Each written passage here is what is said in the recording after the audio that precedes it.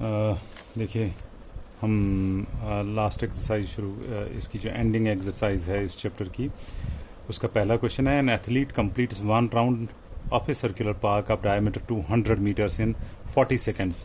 What will be the distance covered and displacement at the end of 2 minutes and 20 seconds? देखिए, question कह रहा है कि एक बंदा जो है, एक लड़का है, सर्कुलर पार्क के एथलीट, सर्कुलर पार्क जिसका डायमीटर 200 मीटर है, तो उसके चारों ओर चक्कर काटता है।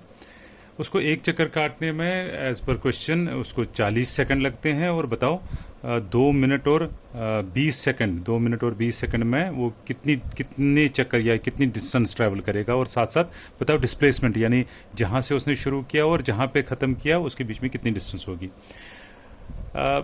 देखो, इनके सब सर्कुलर पर डायमीटर हमें पता है, रेडियस पता है, हम सर्कमफ्रेंस निकालेंगे क्योंकि हम देखते हैं एक चक्कर में कितनी डिस्टेंस ट्रैवल करेगा। That will be equal to the circumference, वो तो 2πr है। 2πr तो पाई का वैल्यू 22/7 और r रेडियस 100 है, मल्टीप्लाई करके इतने मीटर बना, ये मीटर है इधर। Time taken to complete one round, ये कहता है 40 सेकंड में एक चक्कर पूरा काटता है। और इसने 2 मिनट और 20 सेकंड लगाने हैं। 2 मिनट और 20 सेकंड हो गया, 2 × 60 + 20 हो गया 140 सेकंड्स। 40 सेकंड में एक राउंड, और 40 में एक और 40 में एक और। तो देखते हैं कितने राउंड हुए। वो हो गए 3.5 राउंड्स। 40 हो गया 120 और आधा राउंड। यानी यहाँ से अगर ये शुरू कर रहा है एक चक्कर 40 और 80 और 120 और फिर और 20 यहाँ पहुँचेगा। ए पे से शुरू करेगा, 3.5 चक्कर कंप्लीट करेगा वो। 3.5 चक्कर, एक चक्कर हो गया, एक सर्कमफ्रेंस, एक चक्कर इतना हुआ, 3.5 चक्कर हो गया 3.5 से मल्टीप्लाई, तो वो हो गया 2200 मीटर, यानी 2 किलोमीटर और 200 मीटर ट्रैवल करेगा। अब रहा डिस्प्लेसमेंट का सवाल। यहाँ से वो 3 चक्कर काट के यहाँ पे रुका, तो अगर डायरेक्ट जाना हो डिस्टेंस इतनी हुई ना, डिस्प्लेसमेंट इतना ही हुआ, वो तो 200 मीटर है, तो 200 मीटर हो गया डिस्प्लेसमेंट, और 2200 यानी 2200 मीटर हो गया डिस्टेंस। ये जो अगला क्वेश्चन है, क्वेश्चन नंबर 2, ये थोड़ा सा टिपिकल क्वेश्चन है। कहते हैं एक बंदा, जोसेफ एक बंदा है, वो he moves from point A to B covering a distance of 300 meter in 2 minutes and 30 seconds. Then he returns back and covers a distance of 100 meter in 1 minute. Find the average speed and average velocity in both the cases between A and B and A and C. पहले case 1, जब A and B की बात करनी हो, distance between A and B है 300 metre और time लगा 2 minute 30 second, वो हो गए 2 मिनट और 30 सेकंड, क्योंकि स्टेट बोर्ड की बुक्स पे 50 सेकंड्स लिखा है, तो ये करेक्शन है 30 सेकंड्स। अगर आपको बोलेंगे नहीं यही ठीक है, 50 सेकंड्स ही ठीक है, तो आप 50 सेकंड्स ही लोगे, तब यहाँ पे 2 मिनट प्लस 50 सेकंड आएगा। अदरवाइज ये CBSE की बुक पे 30 है और बाद में ये 30 पे ही इसका आंसर भी ठीक है। 2 मिनट्स एंड 30 सेकंड्स, 150 बना ये सेकंड, तो एवरेज स्पीड होता है distance by time. Distance 300, time लगा 150 सेकंड, दोनों को डिवाइड करके 2 मीटर पर सेकंड इसकी एवरेज स्पीड होगी। वेलोसिटी के लिए आप फिर से देखोगे टोटल डिस्प्लेसमेंट, वो यहाँ से यहाँ तक फिर से वही 300 और वही टाइम लगा, तो सेम वेलोसिटी भी सेम आएगी।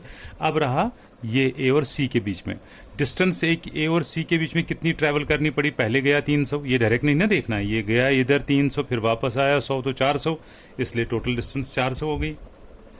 फिर टाइम कितना लगा, पहले लगे 150 सेकंड और फिर लगा 1 मिनट यानी 60 सेकंड और, तो कुल मिला के 150 और 60 हो गए 210 सेकंड। दोनों को डिवाइड करके एवरेज स्पीड पता चलेगा आपको। So this is average speed from A to C, that is 400/210, that is approximately 1.9 metre per second. Displacement होता है इनिशियल और फाइनल पोजीशन के बीच में, यहाँ पे है और लास्ट में यहाँ पहुँचा, तो फिर ये डिस्प्लेसमेंट हुआ ना। सारा है 300, उसमें 100 वापस, तो ये तो 200 हुआ फिर, तो डिस्प्लेसमेंट 200 मीटर है, लेकिन टाइम बराबर लगा। टाइम को ये नहीं देखना यहाँ से यहाँ तक कितना लगा, टाइम जितना लगा उतना ही लिखना है। तो टाइम बराबर 210 सेकंड है, तो आप लिखोगे 200 डिस्प्लेसमेंट 200 और टाइम बराबर 210 सेकंड है, डिवाइड करके अप्रॉक्सीमेटली 0.95 इसका मीटर पर सेकंड। तो ये एवरेज वेलोसिटी और एवरेज डिस्टेंस को अच्छी तरह से डिपिक्ट करता है, आपको समझाने की कोशिश करता है इस क्वेश्चन में। तो आपका नेक्स्ट क्वेश्चन है क्वेश्चन नंबर 3। अब्दुल जाता है घर से स्कूल तक 20 किलोमीटर पर आवर स्पीड से, और लगातार यही स्पीड रहती है, एवरेज स्पीड उसकी यही रहती है। वापसी पे ट्रैफिक कम होता है तो 40 किलोमीटर पर आवर स्पीड से वापस आता है। क्वेश्चन है बताओ टोटल ट्रिप में उसकी एवरेज वेलोसिटी क्या रही। हमें टोटल एवरेज वेलोसिटी के लिए फॉर्मूला हमारे पास है total distance by total time, लेकिन हमें पता ही नहीं स्कूल तक कितनी डिस्टेंस है, ना पता टाइम, हमें सिर्फ एवरेज स्पीड पता है। मैं मानता हूँ let the speed to his school is x kilometre, distance to his school तक x किलोमीटर दूर है, तो जब यहाँ से गया तब उसकी स्पीड 20 किलोमीटर पर आवर थी। मुझे एक फॉर्मूला याद है, v is equal speed is equal distance, चलो वेलोसिटी है या स्पीड है, यहाँ पे वो मटेरियल है, speed is equal distance by time. तो अगर टाइम को यहाँ ले आओगे, वेलोसिटी को या स्पीड को नीचे लाओगे, तो time is equal to distance by velocity या speed. So time is equal distance मैंने स्कूल तक माना x किलोमीटर है, और स्पीड इसकी 20 है, x बाई वेलोसिटी या स्पीड वो 20 है, तो x बाई 20 इतना टाइम, इतने घंटे लगे होंगे। के सेकंड में जाना तो उतना ही दूर है फिर से, तो यहाँ पे भी टाइम होगा डिस्टेंस बाय स्पीड। इस वक्त स्पीड है 40 किलोमीटर पर आवर, तो x बाई 40।